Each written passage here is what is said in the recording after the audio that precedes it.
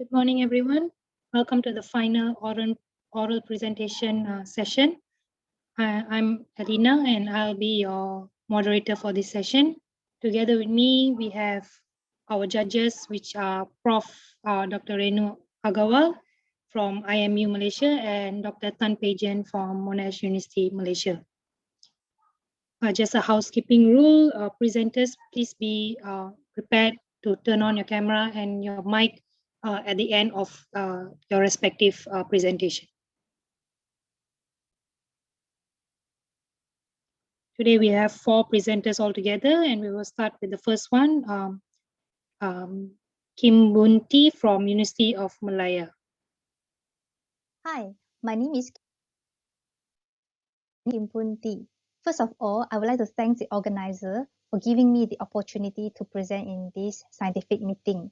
Title of my research, Metabolomics Guided Insights on the Clinical Pharmacology of Andrographis paniculata 1000 mg capsules in urine sample.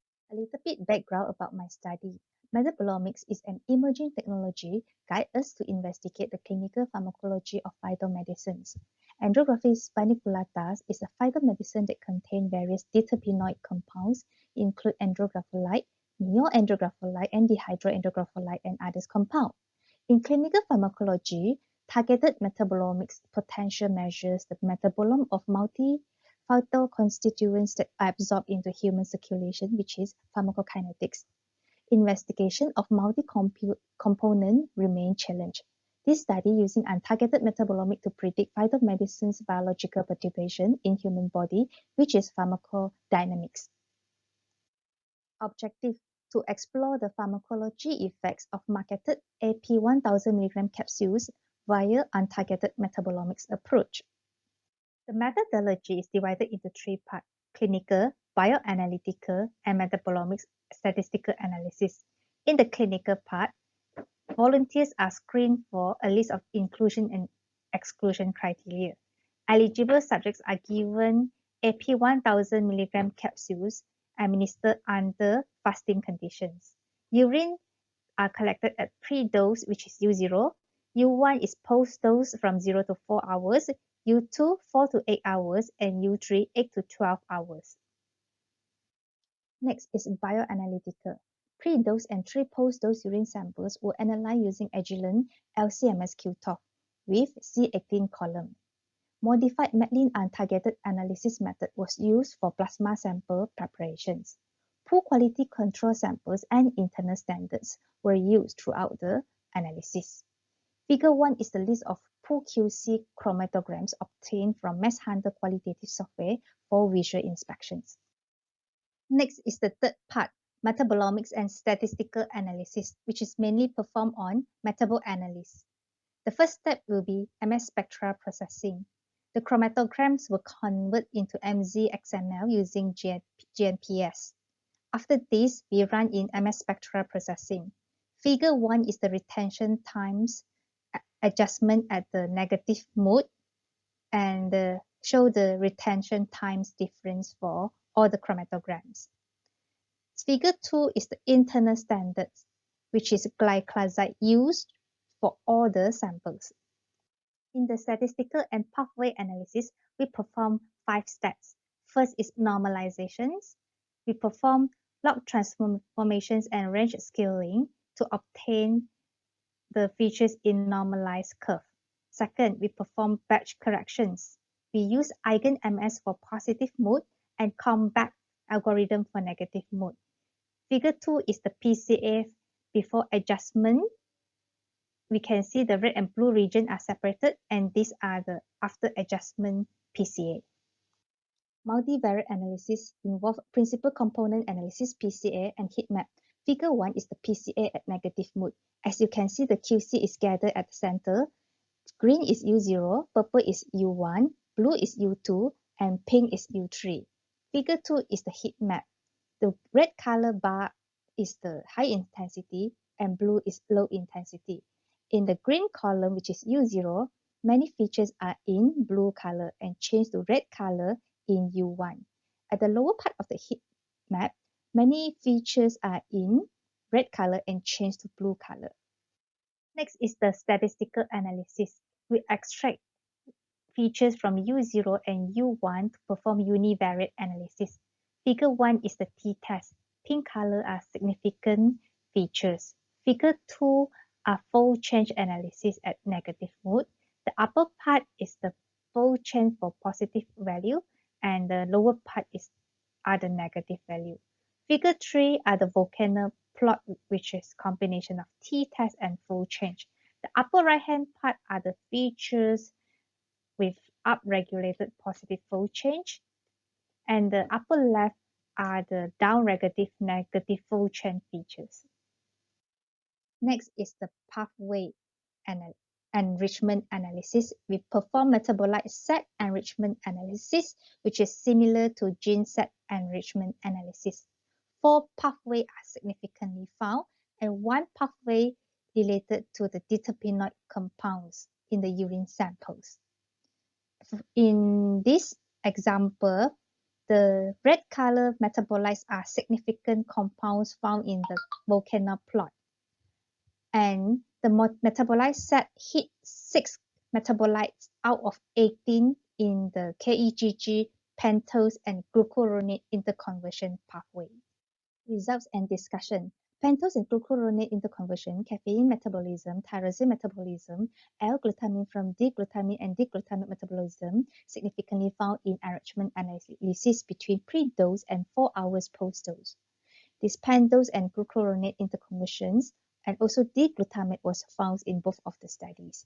Ubiquinone and other terpenoid quinone biosynthesis also observed, which show that the phytochemical will absorb and metabolize.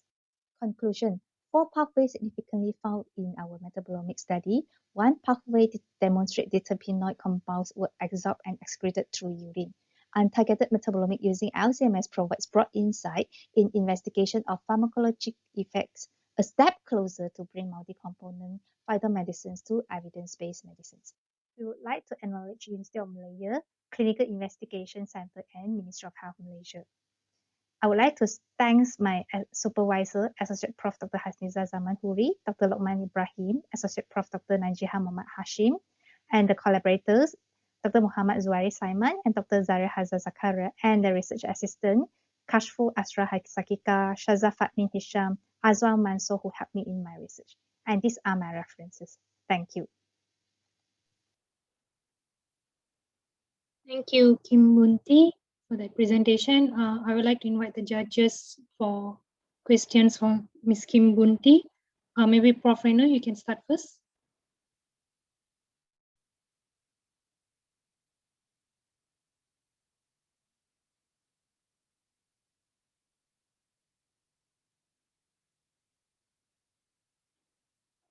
Dr. Tan Pei Fen, maybe you can start first. Oh, sorry, I was speaking to muted my. Okay, go ahead, please, go ahead. Never mind. Go ahead, please, Prof. You can repeat your question. No, it's okay, Jean, you can go ahead. Okay.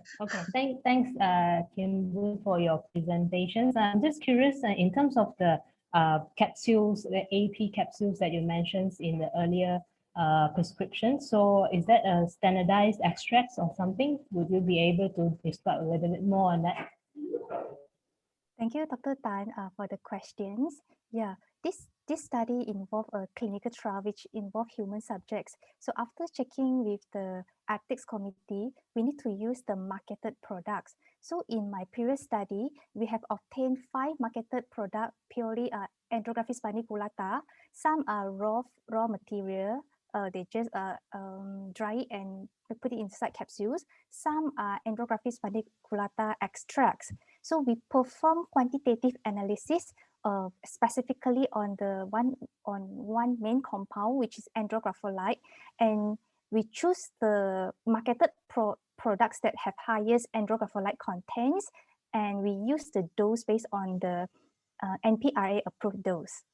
Yeah, so we do not make the capsule ourselves. We just purchase from market products. Thank you. Thank you.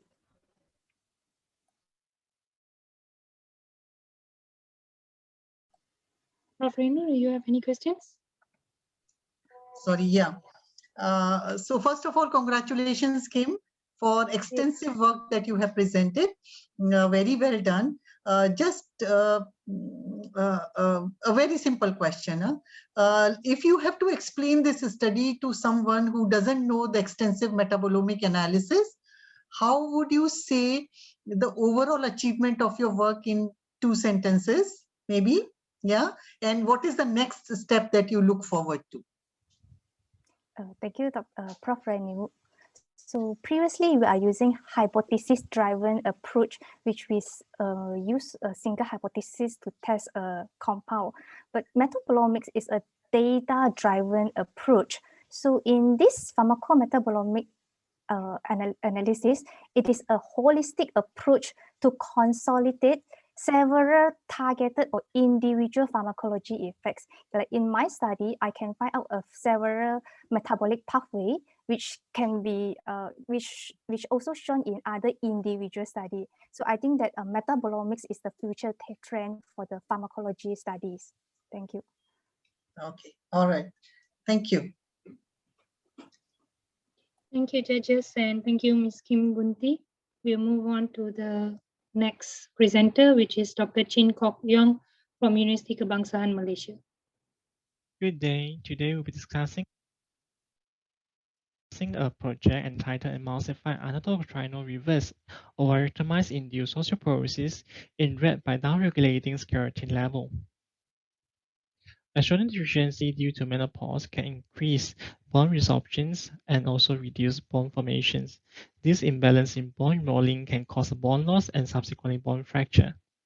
In our previous study among residents of Klang Valley aged 40 years old and above, we observed that 60.1% of our female subject and 8.4% of male subject were actually osteoporotic. In comparing to some of the key global statistics from IOF, we observed that there is a higher prevalence of osteoporosis among women, and the prevalence of osteoporosis increases with age. Most importantly, hip fracture can cause an increase in 20 to 24% in mortality within 1 year post-fracture. There are many agents used for treating osteoporosis, including bisphosphonate, selective estrogen receptor modulator like raloxifene, denosumab, and also teriparatide.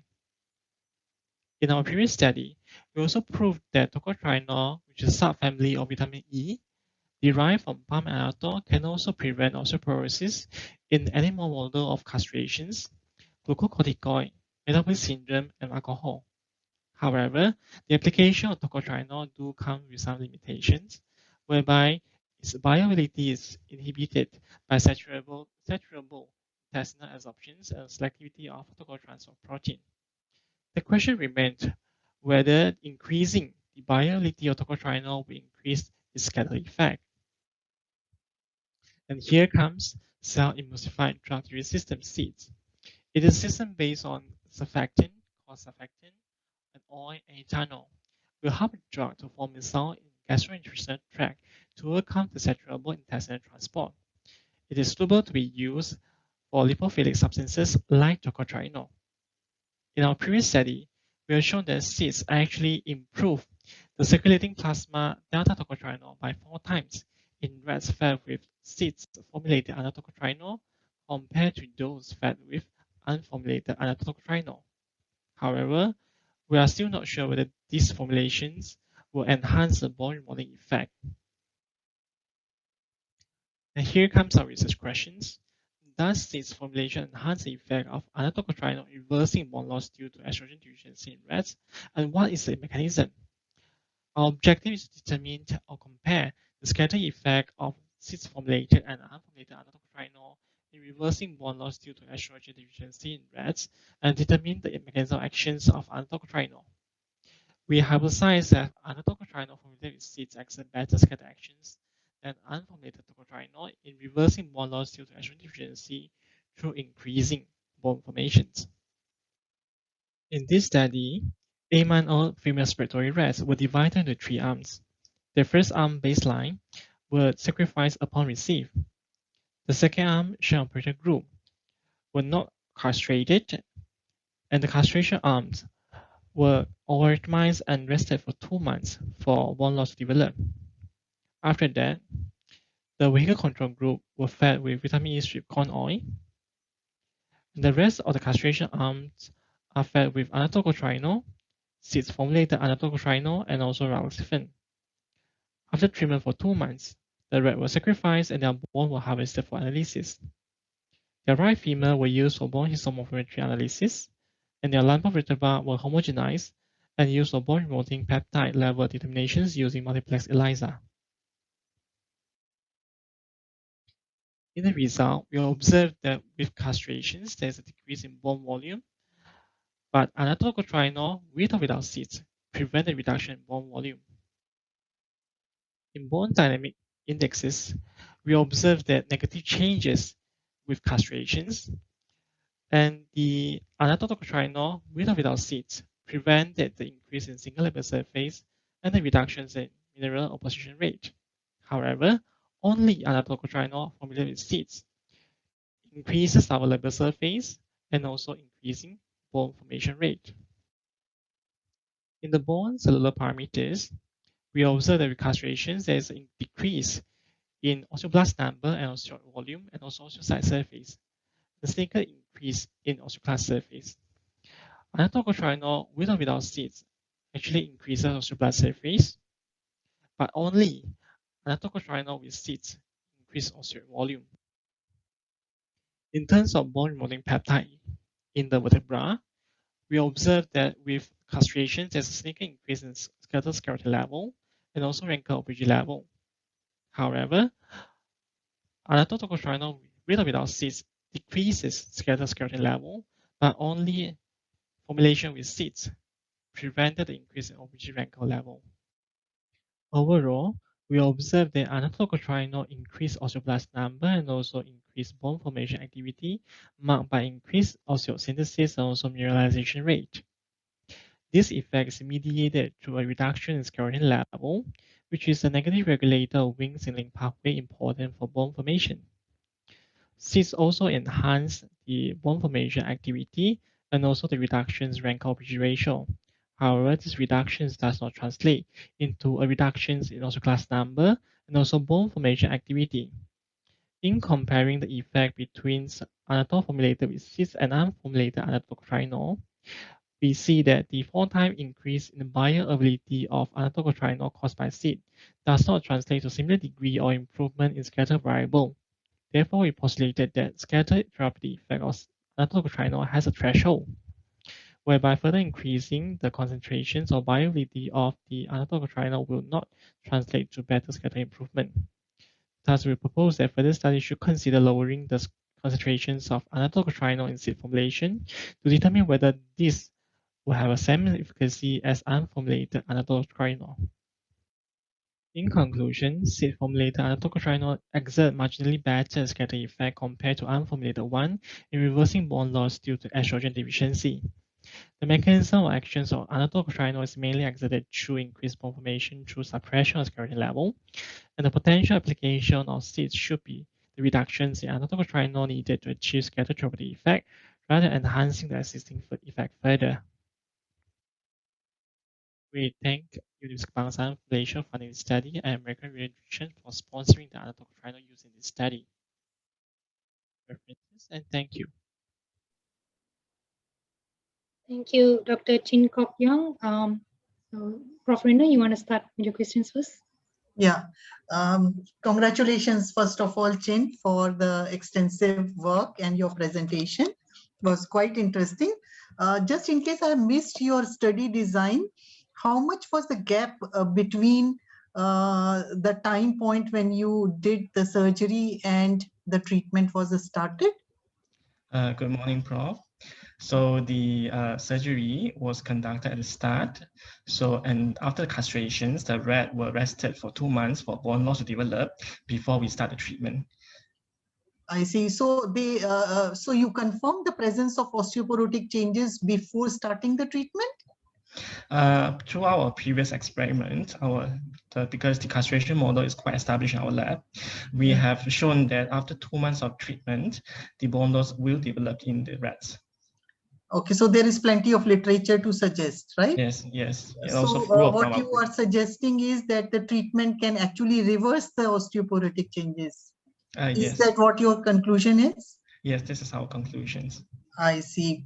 All right. So the formulation that you have just now presented to us, I just wanted to understand that how do you think it enhances the bioavailability? Because to my understanding, tocotrienol is a lipophilic substance, right?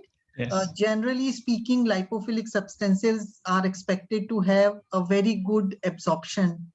So do you think it's getting less it is the metabolism that's inhibited, or is it the absorption, or how do you think the formulation actually is increasing bioavailability? And also keep in mind, once you increase bioavailability of a substance like tocotrienol, you are at risk of observing pro-oxidant effects, right? Yeah. Okay. Yes. Okay. Okay. Prof, regarding the enhanced bioavailability, it is to increase the intestinal absorptions of tocotrienol, and this is due to the several components in the seeds.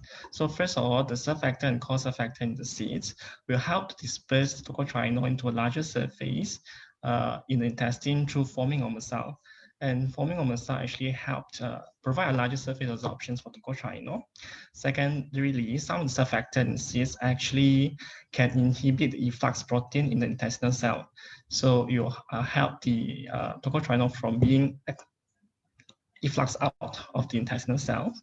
And also the long-chain lipid substances in the seed as well also help the synthesis of bile acid and also to further emulsify the formulations and helping them to form the cell for larger surface absorptions.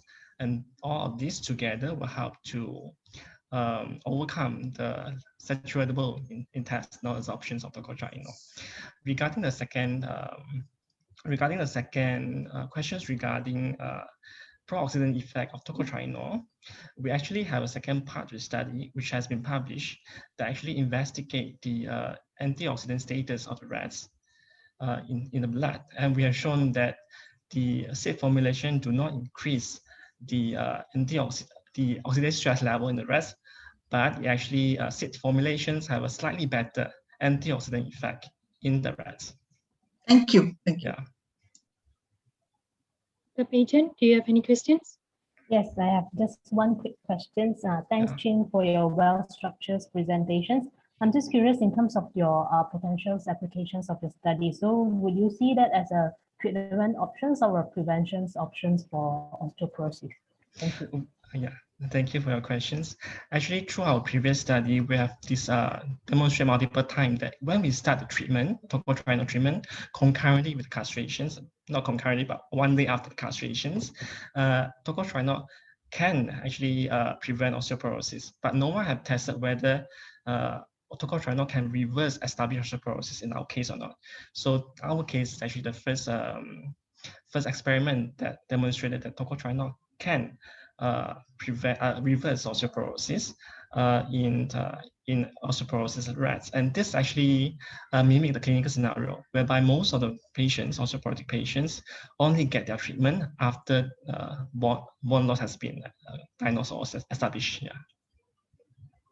Thank you. Thank you, Dr. Chin, and thank you, judges. We move to the next presenter. Thank you.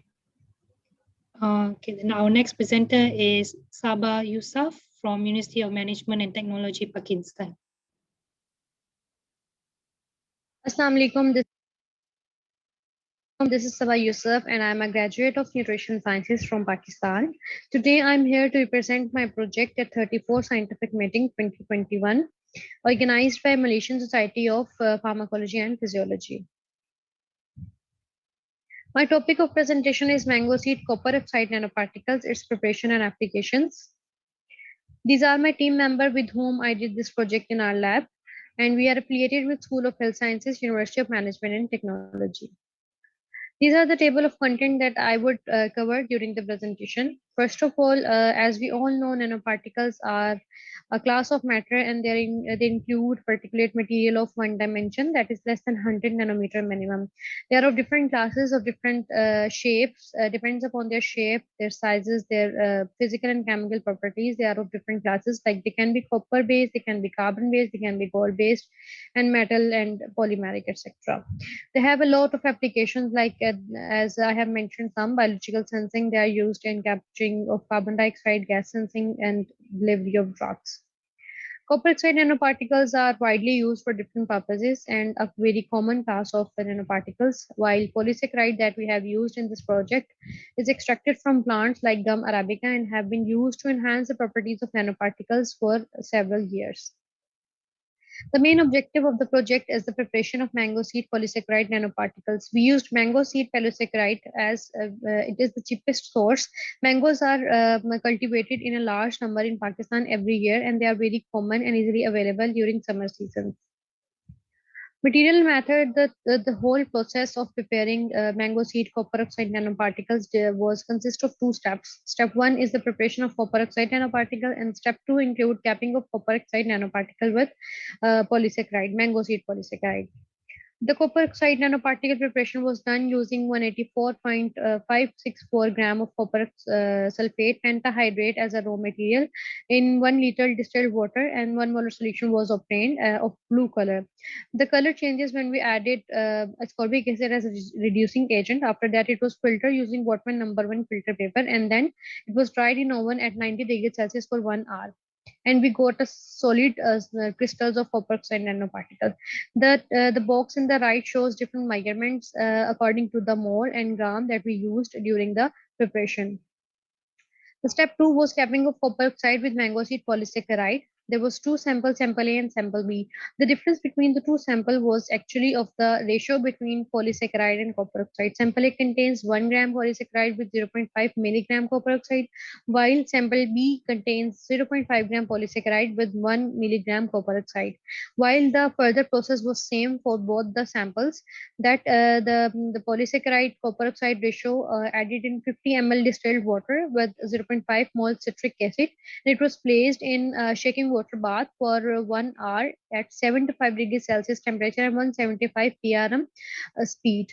After that, it was kept in an oven for 1 to 2 hours at 75 degrees Celsius for drying, and we obtained light brown and dark brown solid crystals of polysaccharide nanoparticles, and that was further used for characterization. We used UV spectrophotometer for characterization, and the range of the wavelength used was between 200 to 800 nanometer. The results of the preparation was as follows. This is a pilot study was done before the actual process. We used copper sulfate without any measurement in 500 ml water, and used lemon for extracting vitamin C, and we got 0.414 gram of copper oxide nanoparticle. This is the actual solution. Solution 1 contained 93.273 gram copper sulfate in 500 ml water, and 3 gram vitamin C was added using vitamin C tablet. The yield was 0.712 gram of copper oxide nanoparticle. While solution 2 contains same amount of copper sulfate with 500 ml water, the difference between the solution was due to different level of vitamin C used. We used 19 gram in the solution, and there was a difference between the yield. We actually wanted to know the difference between the yield depend upon vitamin C level, but there was actually not a big difference between the yield as it is shown in the graph. While the capping of the two samples was done, and there was actually a color difference between the two samples, as it is shown in the pic. Sample B contains a light brown solution, while sample B2 contains a dark brown solution. Characterization was done. First of all, copper oxide nanoparticle was characterized as it is shown in the graph. The peak absorption was 440 nanometer, and it was totally in agreement with the previously published data.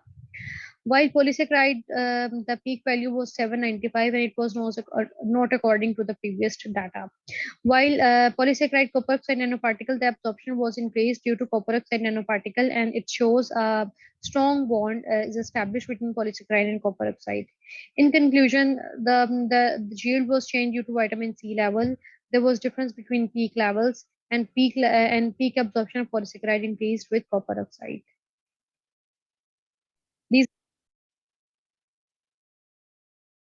These are the references according to which we did our project. Thank you. Any questions and queries are warmly welcomed. Thank you, Ms. Saba. In the interest of time, I think I'll just accept one question from one of the judges. Maybe Prof. Renu, you can go ahead. Okay, thanks, Saba, for that presentation. Well done. Just trying to understand what is it that this research is trying to achieve. Huh? So how do you think the polysaccharide from mango that you have used is different from the existing ones? And what is the extra mileage you get by having this, or what are the additional, additional features that you can get by formulating nanoparticles with the use of polysaccharide from mangoes other than maybe a cheaper cost? Thank you. Thank you so much for the questions. First of all, it was a minor project that was done in our lab in university, actually, at a smaller level. And we did our best to do it with the available equipments and all the apparatus, actually. The idea was actually to prepare copper oxide nanoparticle that was capped with polysaccharide, and we actually tried to get the polysaccharide from a cheapest source. As I already mentioned in the presentation, that mangoes are easily available in Pakistan and they are not very costly. So it was actually a cheaper source for us. And for as per the copper oxide, we use copper oxide, copper sulfate pentahydrate as a substrate, and then we use vitamin C from lemon juice, and we also use vitamin C tablet, actually. And they all the things was easily available, and that there was no so costly. Yeah. So other than the cost, you don't see any other benefit over the existing methods of creating nanoparticles? I think there are many other methods of creating nanoparticles. We found it very easy, and it was actually very easy to be done in a small lab, having a very little, having a very like not very costly equipment and a high value. We actually did it at small level, and I actually think this is very easy to do in a lab. If we find any grants and if we do it at a bigger level, it would be, I think, beneficial for the future as well. Thank you. And future Thank experiments can be done. So thank you. welcome. Thank you, Dr. Thank you, Prof. Renu, and thank you, Saba, for presentation. We'll move on to the next presenter. Thank you. Okay, our next presenter is Chuar Pei Fen from Monash University, Malaysia. Good morning, everyone. I'm Chuar Pei Fen from Monash University, Malaysia. Today, I'm going to present my work with the title Bioenhanced Tocotrienol-Rich Vitamin E, Tocovit, Improves Nerve Conduction Velocity in Type 2 Diabetes mellitus patients in a Phase 2 double-blind randomized control clinical trial. I'll begin by talking about the research background. Diabetic peripheral neuropathy is the most common type of nerve damage caused by diabetes, and it affects roughly 50% of the diabetic population. The symptoms one experiences depends on the nerve that are affected. One might experience loss of feeling, freezing pain, and tingling pain, just to name a few. Usually, these symptoms appear in the area covered by gloves and stockings. Thus, diabetic neuropathy is known to be having a gloves and stocking distribution. However, almost half of the patients are asymptomatic. Currently, the mainstay management of diabetic neuropathy focuses on symptomatic relief and optimal glycemic control without addressing the underlying pathogenetic mechanisms. Vitamin E is a fat-soluble vitamin which is widely known for its antioxidant, anti-inflammatory, and neuroprotective properties. There are two types of vitamin E, which are tocopherols and tocotrienols. Research has revealed that tocotrienols is superior to tocopherols due to the 3 unsaturated bond at the side chain. Palm oil is an important source of natural vitamin E, and it contains of 30% of tocopherols and 70% of tocotrienols. Now I'll talk about the pathogenesis of diabetic neuropathy. Persistent high blood glucose will lead to decrease in nerve growth factor and increase in ages formation, oxidative stress, inflammatory activities, and platelet aggregation. All these will eventually lead to diabetic nerve damage, which is reflected by decrease in nerve conduction velocity and decrease in the amplitude of action potential. We are hoping that by providing the patient with tocotrienol-rich vitamin E, it will help to reverse the nerve damage by increasing the nerve conduction velocity and the amplitude of action potential. Hence, our research group conducted a double-blinded randomized control trial with 88 eligible subjects for 12 months. 43 of them were randomized to receive 200 mg of tocovit twice a day, and 45 of them were to receive placebo twice daily. The nerve conduction study was conducted at randomization, 2 months, 6 months, and 12 months after randomization. The nerve conduction study was repeated at 6 months after washout. 3 nerves were done in the nerve conduction study, which are the median sensory nerve, surosensory nerve, and tibial motor nerve. The primary outcome of the study is the mean or median change in nerve conduction parameters between the tocovit and placebo groups.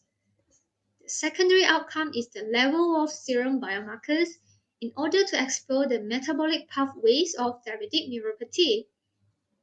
We are looking into 5 biomarkers, which is nerve growth factor, MDA, TNFR1, VCAM1, and thromboxane V2. The mean or median change in nerve conduction parameters from baseline were compared between the tocovit and placebo group.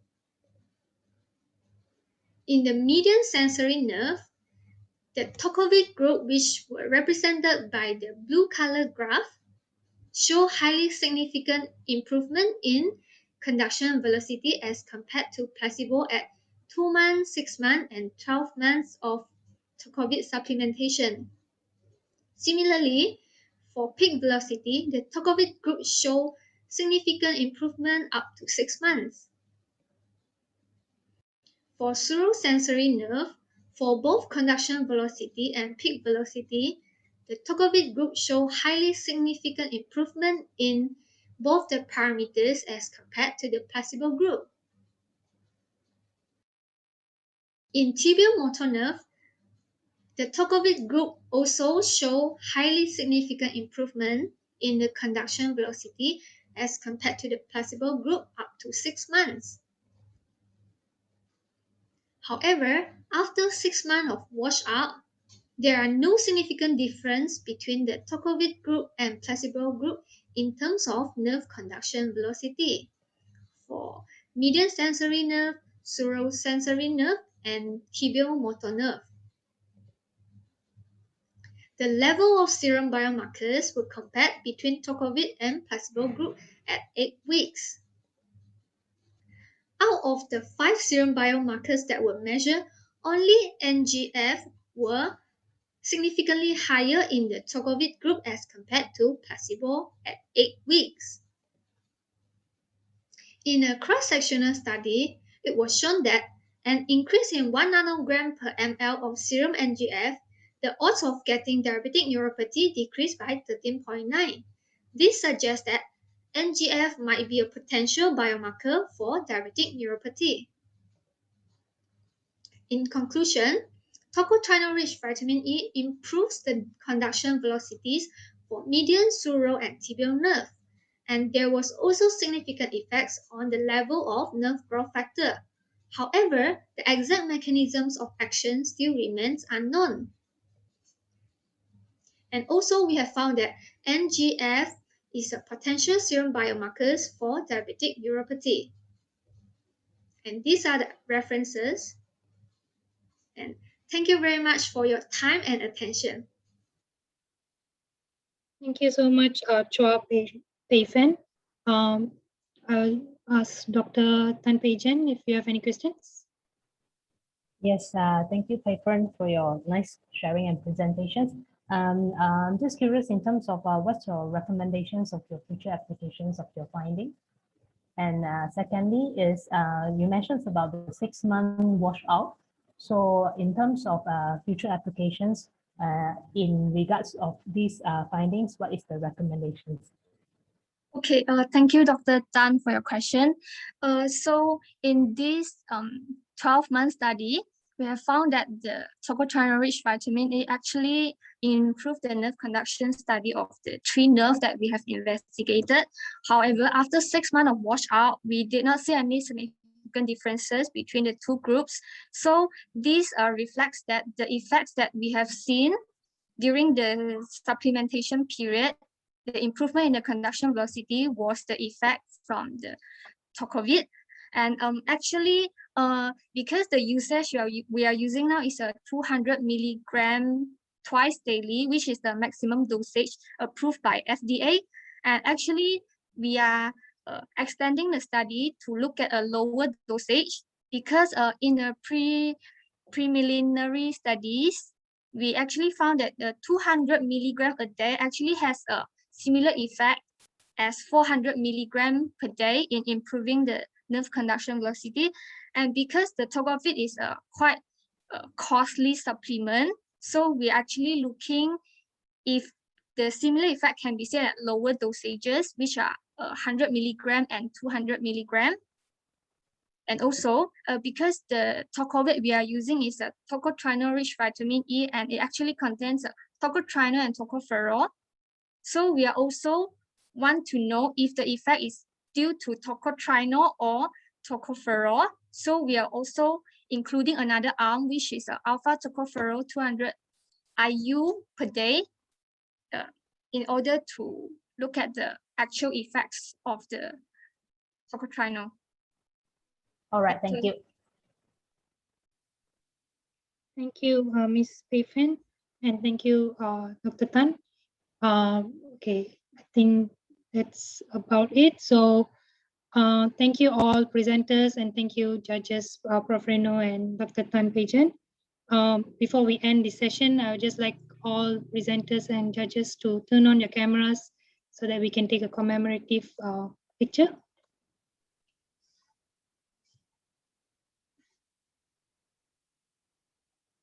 Ms. Saba and Bunti, could you turn on your camera as well?